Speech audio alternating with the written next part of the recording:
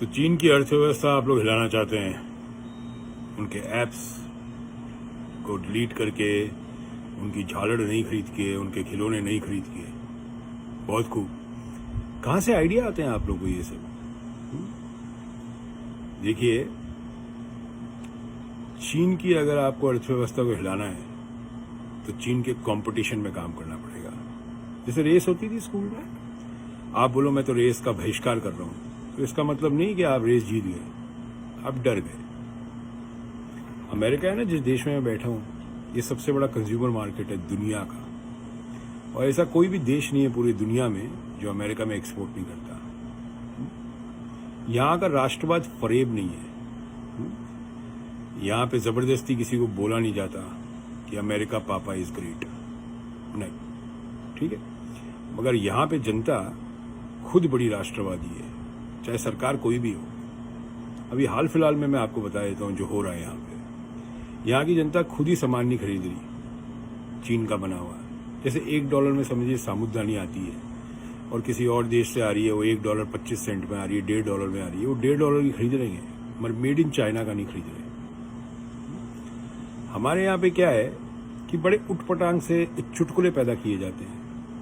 जो नेता हैं वो तो जुमले देते हैं, कुछ पत्रकार चुटकुले देते हैं और आवाम उसके मजे लेती है। मुझे ये समझ नहीं आ रहा कि ओलंपिक्स ऑफ बिजनेस में, ओलंपिक्स ऑफ बिजनेस समझते हैं क्या होता है? ओलंपिक्स ऑफ बिजनेस में आपको पार्टिसिपेट करना पड़ता है, तब देश महान बनता है। चीन 25 साल पहले क्या था, वो कंपटीशन में उतरा, बढ़िया क्वालिटी बनाई, बढ़िया चीजें बनाई, सस्ती बनाई, गवर्नमेंट पॉलिसीज ऐसी थी, वहां का लेबर लॉज ऐसे हैं, तो पूरी दुनिया में उनका सामान बिका। हमारे यहाँ क्या है कि चिंडी चोरी बहुत है, चलता है, एटीट्यूड बहुत है कि चला लेंगे, चलता है। मैं आपको अपने ट्रेड की बता देता हूँ।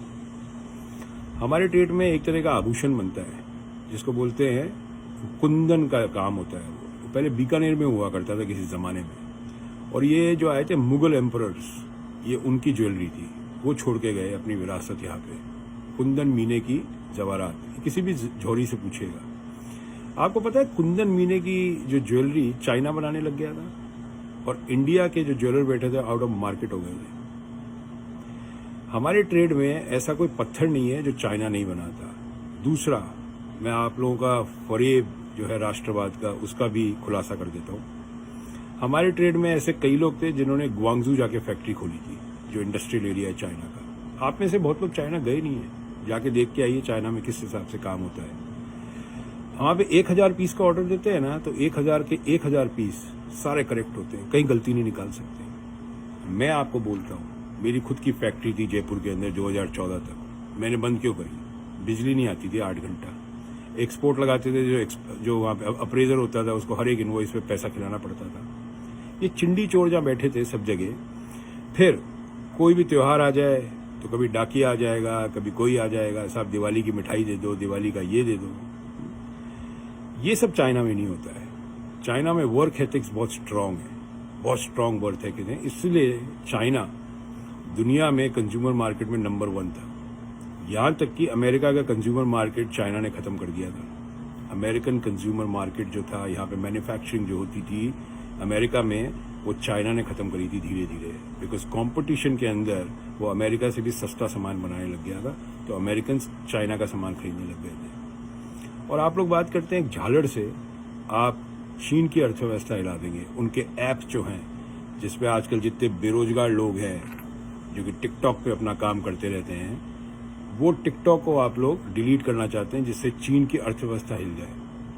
मुझे लगता है जो आप लोगों को ये सुझाव देते हैं ना, उनके ऊपर का जो माला है ना, वो बिल्कुल हिला हुआ है। वो करेक्ट सुझाव नहीं दे रहे। नहीं, चीन से अगर आपको कम्पीट करना है तो उनके साथ वही खेल खेलिए। अगर हम कोई चीज ऑर्डर करते हैं आपको, से फॉर एग्जाम्पल ये डंबल है, मैं आपको बताता हूँ, अभी डंबल है, देखो कहाँ का है, ये सुनना आप, ये डंबल 1 साल पहले खरीदा हुआ था, मेड इन चाइना, ठीक है। तो आप ये समझ जाइए कि अगर आपको कंपटीशन में उतरना है तो आपको क्वालिटी में उतरना पड़ेगा। आप लोग अभी तक बिलीव करते हैं क्वांटिटी में, क्वालिटी में बिलीव नहीं करते। That's the problem in India. और किसी भी मैन्युफैक्चरर से पूछ लेगा, चाहे वो कपड़ा बनाता हो, कपड़े बनाने की फैक्ट्रियां इंडिया में बंद हो गई। कपड़े बनाना सारा का सारा अमेरिका जितना कपड़ा खाता है वो सारा बांग्लादेश, वियतनाम, इंडोनेशिया चले गया। पूछिए कोई गारमेंट एक्सपोर्टर्स से क्या हाल है आज की तारीख में, क्योंकि वहाँ फैक्ट्रियाँ चलाना एक तरह से बहुत बड़ा काम है इंडिया में आज की तारीख में, बहुत बड़ा काम। जो लोग फैक्ट्रियाँ चला रहे हैं इंडिया में, आपको सलूट है। हर जगह ट्रेड यूनियंस हैं, फैक्ट्रियाँ बंद करवा देते हैं। महाराष्ट्र में एक ट्रेड यूनियन लीडर हुआ करते थे, उनका नाम था दत्ता सामंत। उनका एक ही काम होता था, फैक्ट्रियाँ बंद कराना, लोगों को ब्लैकमेल करना। तो भाई अगर आपको चाइना को हराना है तो चाइना के साथ कम्पीट करिए। उनके माल को बैन करके आप कुछ नहीं कर सकते, कोई अर्थव्यवस्था नहीं हिला सकते चाइना की। और आपको क्या लगता है कि सिर्फ आप ही चाइना का सामान खरीदते हैं और दुनिया में कोई नहीं खरीदता? आपने बैन कर दिया तो चाइना की अर्थव्यवस्था हिल जाएगी। स्क्रू ढीले आप लोगों के और आपके नेताओं के, जो आपको इस तरह के सुझाव देते हैं। और जो लोग ये बात करते हैं कि झालड़ नहीं खरीदनी इस दिवाली पे, हर दिवाली पे बात होती है ना, झालड़ नहीं खरीदनी, बड़ी अर्थव्यवस्था हिल जाती है चीन की। थोड़ा समझ का इस्तेमाल करिए, कंपटीशन में उतरिए। कंपटीशन का ज़माना है, कंपटीशन से भागिए मत। समझ में आई? वो स्टार्टअप इंडिया और ये एंटरप्रेन्योर्स, डिजिटल इंडिया, क्या हुआ इसका? कुछ नहीं हुआ। अगर स्टार्टअप्स होते आज की तारीख में इंडिया में तो थोड़ी बहुत फैक्ट्रियाँ लग चुकी होती, यंग एंटरप्रेन्योर्स पैदा हो चुके होते। आज जो 24 साल 25 साल का लड़का जो रात के 3 बजे लोगों को ज्ञान बांटता रहता है सोशल मीडिया पे, उसको रात को 10 बजे सोता है, सुबह अपनी फैक्ट्री चलानी थी उसको। ऐसा कुछ भी नहीं है। मजदूरों का क्या हाल हो चुका है आप ये सोच सकते हैं, ठीक है ना? जहाँ पे मजदूरों का, जहाँ पे एक 10 साल का बच्चा घर के नौकर को छिछी करके बुलाता हो, चुटकी करके बुलाता हो, जिसको इज्जत नहीं है लेबर की, वहाँ पे कभी भी लेबर इतनी सक्षम नहीं हो सकती कि वो चीन जैसी कंट्री से कम्पीट कर सके। और जैसे मैंने कहा, ग्वांगजू जाइए, पता करिए एयर एशिया की टिकट मिल जाती है $28,000 की, $28,000 की। जाइए, पता करिए, देखिए कैसे फैक्ट्रियाँ चलती है। टाइम, पंक्चुअलिटी अपने देश में कभी हुई नहीं है। चाइना में अगर ऑर्डर देते हैं कि 29 तारीख को डिलीवरी चाहिए तो 29 तारीख को डिलीवरी होती है। इंडिया में नंबर 1 प्रॉब्लम इस पंक्चुअलिटी नहीं है। ना नेता पंक्चुअल है, ना आवाम पंक्चुअल है। हर चीज़ डिले चलती है और एक पुरानी फितरत है, चला लेना भाई साहब, चल जाएगा। जहाँ 800 पीस दिए मैं 200 और चला लेना, पीस घुसा देंगे। तो ये बैन करने की और डिलीट करने की ये जो कहानी आप लोगों ने डाली है, इससे बाहर निकलिए और कंपटीशन में उतरिए।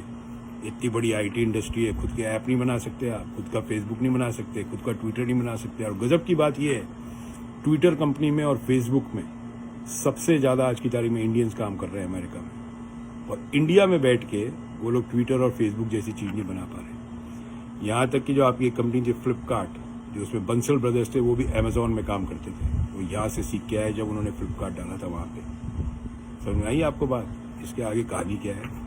अभी भी अमेजोन इंडिया कंपटीशन दे रहा है। अमेजोन इंडिया ने कितनी कंपनियां खरीदी वहाँ पे, आप लोगों को पता भी नहीं है आज तक। कंपटीशन करिए, भागिए मत। जय हिंद, भारत माता की जय।